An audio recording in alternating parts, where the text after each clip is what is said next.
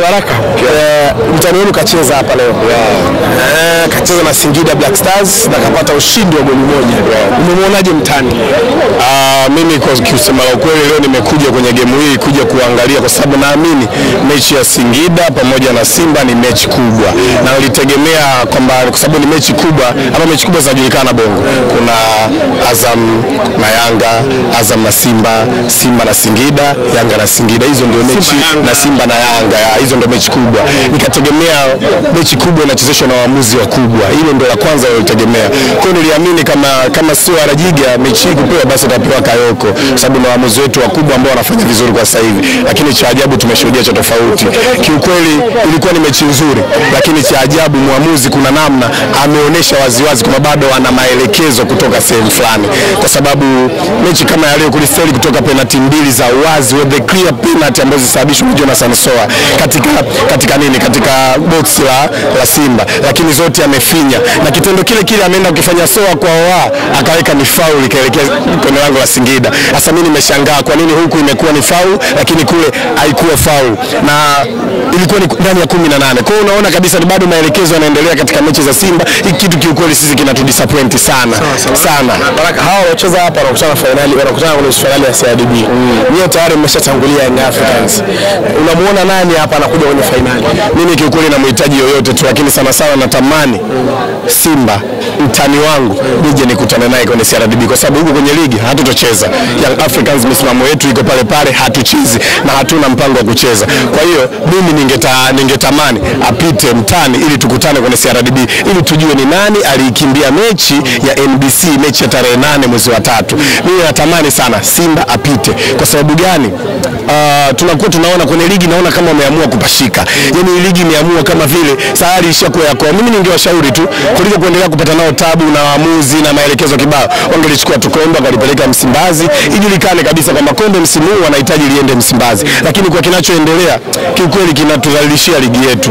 Yaani muamuzi anashindwa kuona penalti za wazi kabisa, yani clear content kabisa, na ilikuwa mara mbili. Mara ya kwanza umefunika sawa, umesahau. Ya pili pia kwa tunashuhudia ni vitu vya ajabu, lakini pia tumeona baada ya mchezo muamuzi anakutana na kiongozi yule sini wa Simba.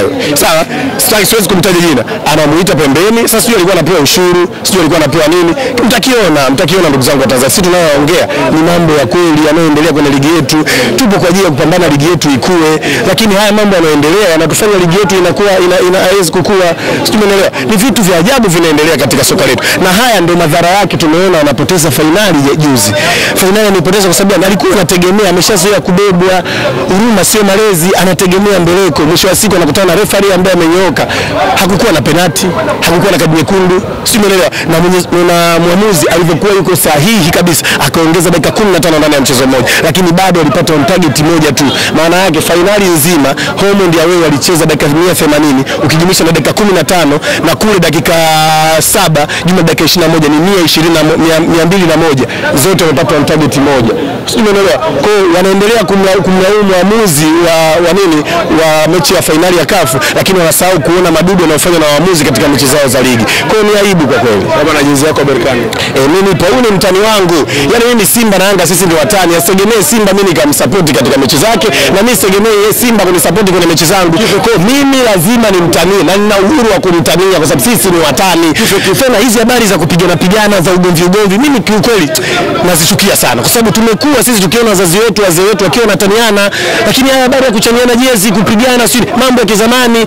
Alikamwe anafanya vile kwa ajili ya kuonesha na kudumisha utani uliokuwepo baina ya Simba na Yanga, kwamba wewe umefunga mimi nakucheka. Mimi nina uhakika Simba angechukua ndoo, watu ambao tungepata tabu na tungeumia ni washabiki wa Africans. Uongo kweli? Kwa nini sasa sisi ndugu zetu wamefunga, kwa nini sisi tusishangilie, tusifurahi? Kwa sababu tumeepukana na kero. Sasa Alikamwe anajaribu kuonyesha kwamba unaweza kumpa mtu kero bila kumpiga, bila kumuumiza, bila kumchania jezi yake, bila kumkataza kuingia kiwanjani. Kero tu ya maneno. Sisi tunataniana kwa maneno, shehe, hatupigani. Simeelewa. Kwa tunawafundisha ndugu zetu wajifunze kutoa kero bila kuumizana. Simeelewa. Kwa mimi naomba ili jamani, kwa Watanzania wote, Simba na Yanga turudini kwenye utani wa jadi. Mambo ya uadui unaopandikizwa sasa hivi ufe, sio tulipotoka, sio utamaduni wetu. Leo hii mimi nakuja kwenye mechi ya Simba. nakuja naangalia, nimekuja na jezi yangu ya Berkane, si umeelewa? Naangalia mimi enjoy football, natoka. Ndio inatakiwa kuwa hivyo, lakini kwa sababu ya kukemewa kwa kitendo alichokifanya, tena wamekemewa na watu na wapinzani wao au watani wao Young Africans. Sisi ndio tumekemea hili swala, tumeliongelea kweli kweli. Ndio maana unaona kuna uhuru leo. Sasa inabidi tuendelee kuwa hivi, si umeelewa? Kwa kuna namna sisi kama watu wa soka kiukweli tubadilike. Simba na Yanga sio maadui na hatujawahi kuwa maadui. Sio maadui na hatujawahi kuwa maadui. Sisi ni watani wa jadi. Kisugu anaongea maneno mengi, anaongea maneno ya uchonganishi, anasahau kama viongozi wao waliongea maneno ya hatari kabisa kwa washabiki wetu wa Africans walienda kuangalia mechi ya fainali na mwisho wa siku wakapigwa, wakavuliwa jezi, wakachaniwa. Kwa hizi ni jezi za Berkane ambazo sisi tutaendelea kuzivaa mpaka tutakaposema sisi basi. Shukrani sana. Asante sana.